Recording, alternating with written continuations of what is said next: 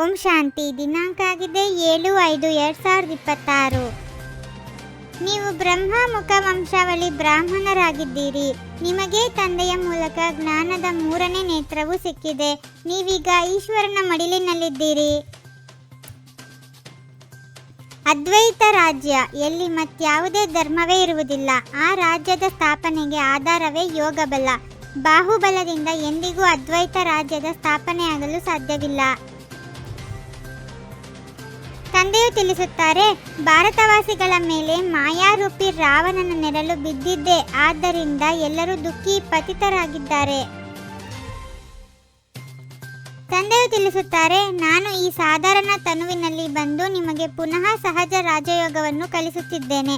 ಯಾವಾಗ ಪ್ರಪಂಚವು ಪತಿತವಾಗಿ ಬಿಡುವುದೋ ಆಗ ನಾನು ಬರಬೇಕಾಗುತ್ತದೆ. ಇದು 5000 ವರ್ಷಗಳ ಚಕ್ರವಾಗಿದೆ.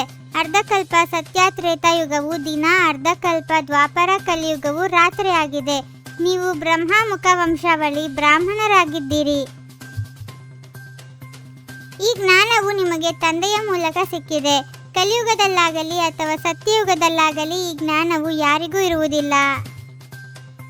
ಈ ಜ್ಞಾನವು ನೀವು ಬ್ರಾಹ್ಮಣರ ವಿನಃ ಮತ್ತಾರಿಗೂ ಇಲ್ಲ. ನೀವು ದೇವತೆಗಳಾಗಿ ಬಿಟ್ಟರೆ ನಂತರ ಈ ಜ್ಞಾನವೇ ಇರುವುದಿಲ್ಲ. ಈಗ ರಾತ್ರಿಯಾಗಿದೆ. ಶಿವರಾತ್ರಿಯ ಗಾಯನವೂ ಇದೆ. ನೀವು ದಯೆಯನ್ನು ಬೇಡುತ್ತೀರಿ, ಏಕೆಂದರೆ ಆ ತಂದೆಯು ಜ್ಞಾನಸಾಗರ, ಆನಂದ ಸಾಗರ, ಪವಿತ್ರತೆಯ ಸಾಗರನಾಗಿದ್ದಾರೆ. ಜ್ಞಾನದಲ್ಲಿಯೂ ಪೂರ್ಣನಾಗಿದ್ದಾರೆ, ಜ್ಞಾನಸಾಗರನಾಗಿದ್ದಾರೆ. ಈ ಬೇಹದ್ದಿನ ತಂದೆಯು ಬಂದು ಸ್ಥಾಪನೆ, ಪಾಲನೆ, ವಿನಾಶವನ್ನು ಮಾಡಿಸುತ್ತಾರೆ.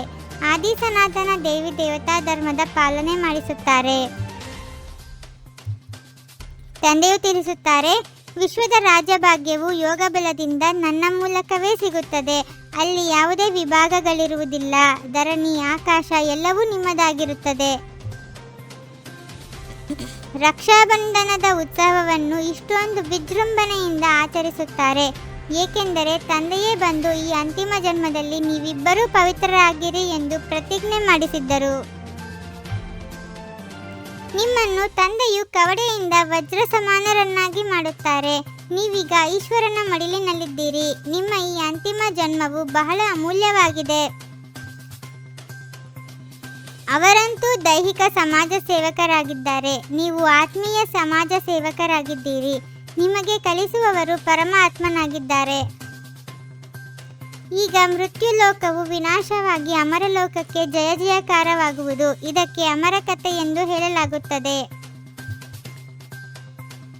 5000 ವರ್ಷಗಳ ನಂತರ ತಂದೆಯು ಬಂದು ನಿಮಗೆ ಆಸ್ತಿಯನ್ನು ಕೊಡುತ್ತಾರೆ. ಮತ್ತೆ ರಾವಣನು ಶಾಪ ಕೊಡುತ್ತಾನೆ. ಇದು ಆಟವಾಗಿದೆ. ಭಾರತದೇ ಕಥೆಯಾಗಿದೆ. ಯಾರು ಸ್ವಲ್ಪ ಓದಿದರೂ ಸಹ ಅವರು ಪ್ರಜೆಗಳಲ್ಲಿ ಬರುತ್ತಾರೆ. ಯಾರು ಚೆನ್ನಾಗಿ ಓದಿಸುವವರೋ ಅವರು ರಾಜಧಾನಿಯಲ್ಲಿ ಬರುತ್ತಾರೆ. ನೀವು ತಂದೆಯು ಅರ್ಥವಾಗಿ ಡೈರೆಕ್ಟ್ ಏನಾದರೂ ಮಾಡುತ್ತೀರೆಂದರೆ 21 ಜನ್ಮಗಳಿಗಾಗಿ ನಿಮಗೆ ಅದರ ಪ್ರಾಪ್ತಿಯಾಗುತ್ತದೆ. ನೀವು ಈ ಆತ್ಮಿಕ ಆಸ್ಪತ್ರೆ ಹಾಗೂ ಯೂನಿವರ್ಸಿಟಿಯನ್ನು ತೆರೆಯುತ್ತಾ ಹೋಗಿ. ಎಲ್ಲಿ ಎಲ್ಲರೂ ಸದಾ ಆರೋಗ್ಯವಂತರು, ಐಶ್ವರ್ಯವಂತರಾಗುತ್ತಾರೆ. ಇದರಿಂದ ಬಹಳ ಸಂಪಾದನೆ ಆಗುತ್ತದೆ.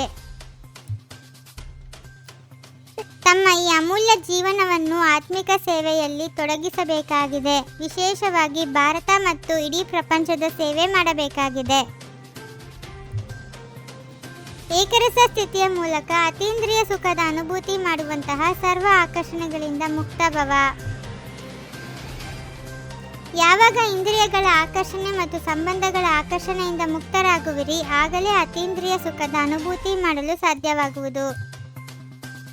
ತಮ್ಮ ಬುದ್ಧಿಯ ಸಂಬಂಧವು ಸದಾ ಸ್ಪಷ್ಟವಾಗಿ ಇಟ್ಟುಕೊಂಡರೆ ಒಬ್ಬರಿನೊಬ್ಬರ ಮನಸ್ಸಿನ ಭಾವಗಳನ್ನು ತಿಳಿದುಕೊಂಡು ಬಿಡುತ್ತೀರಿ. ಓಂ ಶಾಂತಿ. 21 ಜನ್ಮಗಳಿಗೆ 21 ಪರಮಾತ್ಮನ ಮಹಾವಾಕ್ಯಗಳನ್ನು ಆಲಿಸಿ ಹಾಗೂ ನಿಮ್ಮದಾದ ಈ ಚಾನಲ್ಗೆ ಲೈಕ್ ಮಾಡುವುದನ್ನು ಮರೆಯದಿರಿ.